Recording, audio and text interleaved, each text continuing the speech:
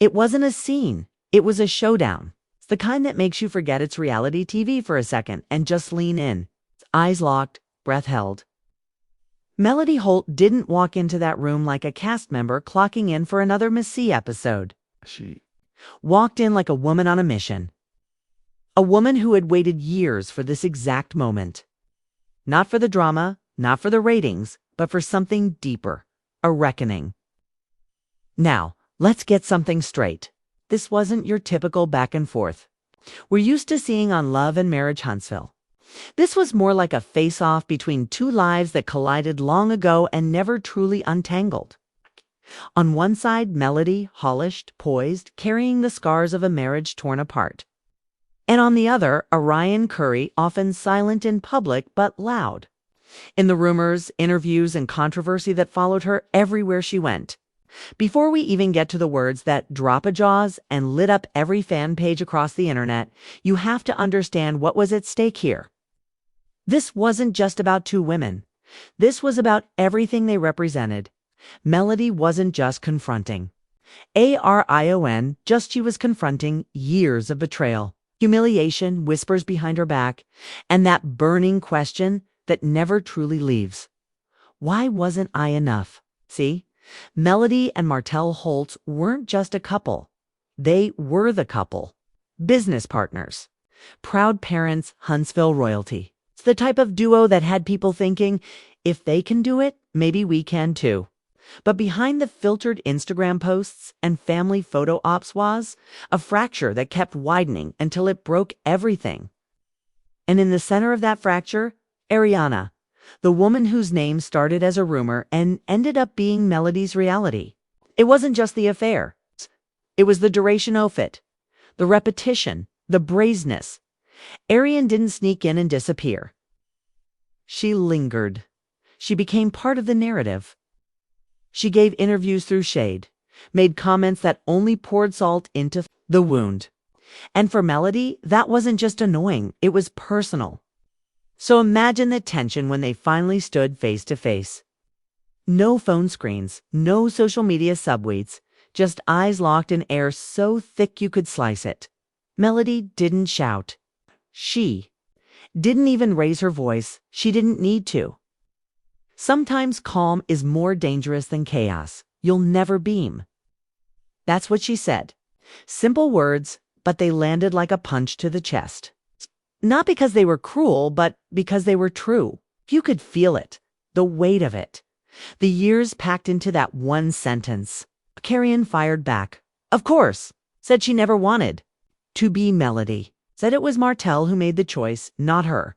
But the tone said otherwise. There was defiance. Yes, but also defensiveness. Like someone who had prepared her script, but forgot how real the scene was about to get. And that's where Melody owned it. Not just the moment, but the narrative. She wasn't just confronting a woman. She was reclaiming a space that had been invaded. She was saying, you took pieces of my life, but you'll never take. No screaming match, no dragging, just truths dropped like mic bombs, and the room silent. Nobody moved. Nobody dared to, because everyone knew this wasn't a reality TV moment. This was real. And just like that, the tables turned. Not with fists, not with tears, but with clarity. Melody didn't come for revenge. She came for respect, and in 6 words, she got it. Ariani didn't flinch right away, but her silence said everything. Her jaw clenched ever so slightly, her arms crossed a little tighter, and her gaze started to dart just for a second. That second was enough, because sometimes the loudest moment isn't someone yelling. It's someone realizing they just got hit with something they can't bounce back from. And that's exactly what just happened. Melody stood there still as stone, looking her dead in the eye. No smirk, no tears. Just a woman who had finally said the one thing she never got the chance to say. Ken Orion, she tried to hold on, tried to lean into her usual calm, tried to look unbothered. But you could tell this one was different. It wasn't the insult that stung. It was the truth behind it. Deep. Down, Arian knew this wasn't about winning a man.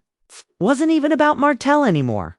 It was about two completely different lives colliding and finally cracking open for everyone to see. Melody had built something, a life, a brand, a reputation. And Arian, no matter how loud her defense was, knew she had entered that story sideways, never fully belonging in it. That's when the tension shifted again. Orion straightened her back and responded. He came to me over and over. That was his choice. Words came out sharp, meant to cut, but Melody didn't even blink. You think that's something to brag about? She asked, her voice steady. A man who couldn't even be loyal to the woman building beside him. And that right there was the dagger. Because Melody wasn't defending Martell. She wasn't trying to play victim. She was calling it like it was messy, ugly, and embarrassing, but also something she had risen above. She wasn't there to argue over. A man who failed both of them. She was there to draw a line. Kian, trying to hold her ground, leaned forward slightly. You act like you're above all this, but we both ended up with the same man. Melody didn't hesitate. No, we didn't. I had a partner. You had a secret. Big difference. That was the moment, the actual moment where the atmosphere changed. A few feet away, you could hear a crew member quietly whisper, "Damn." A castmate shifted in their seat, unsure whether to jump in or stay frozen. The energy in the room had gone from high tension to something heavier, like realization. It was never really about Melody versus Ariane. It was about what each woman represented. Melody wasn't defending her marriage. She was standing in her power. Ariane wasn't just reacting. She was trying to survive the fallout of being permanently labeled the other woman. And while Orion tried to make her voice steady, there was a tremble. In the way her fingers curled into her sleeves. You don't ghetto act like I destroyed your life. He chose what he chose. I didn't force him. Melody stepped forward just once. Not aggressive, but purposeful. You didn't destroy my life. You just walked into a mess he created. But don't act like you didn't know what you were stepping into. Don't act brand new. Orion opened her mouth like she had more to say, but nothing came out. And in that silence, Melody took a slow breath, held her head high, and let the quiet say what words couldn't. Some confrontations end in chaos. This one, it ended with clarity. And the person who walked away with it wasn't the loudest. It was the one Wano longer needed to explain anything at all. The moment Melody turned to leave, something shifted in the room. Not just the energy, but the understanding. There was no dramatic storm out, no door slam, no final scream, just a quiet, intentional exit. And sometimes silence carries more weight than any argument ever could. Melody didn't need a mic drop. She was the mic drop. Arian stayed frozen, still seated, still processing. Her arms were still crossed, but her expression had changed. The smirk was gone. In its place was something harder to define. Not regret exactly, but something that looked a lot like realization. Maybe not about Melody. Maybe not even about Martell, but about how the game she thought she was playing had just changed. Off to the side, you could see production holding their breath, eyes wide, waiting to see if either of them would say something else. Nothing. Just a long, quiet pause before it started, trickling across the set like a slow leak. Castmates leaned toward each other, whispering things like, "Did she really just say that?" And I felt that in my chest. It didn't take long for the outside world to catch up. Hours after this scene aired, social media exploded. Screenshots of Melody's line, "You were there for the cracks," were everywhere. Twitter threads popped up like wildfire. TikToks broke down every facial expression. Instagram stories flooded with reaction videos. The fandom had chosen sides. Team Melody, Team Arian, and then there were the memes. One had a medieval castle labeled Melody with a cardboard shack in. Flames labeled Arion. Another had Melody's face photoshopped onto a gladiator with a caption, "You'll never be me." Fight over, but it wasn't all jokes. People connected to this moment, not because of who said what, but because it felt real, raw. Like watching someone finally reclaim their voice after years of being talked about, Melody posted nothing direct that night.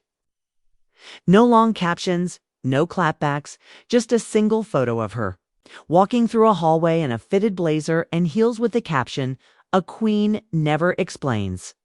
Thousands of comments poured in. Most were praise, a few were criticism, but all of them were watching. Ariani, on the other hand, did what people expected, a cryptic Instagram story. A filtered selfie with a caption that read, "Unbow, always." Have been, followed by a quote image that said, "People hate you when they can't break you."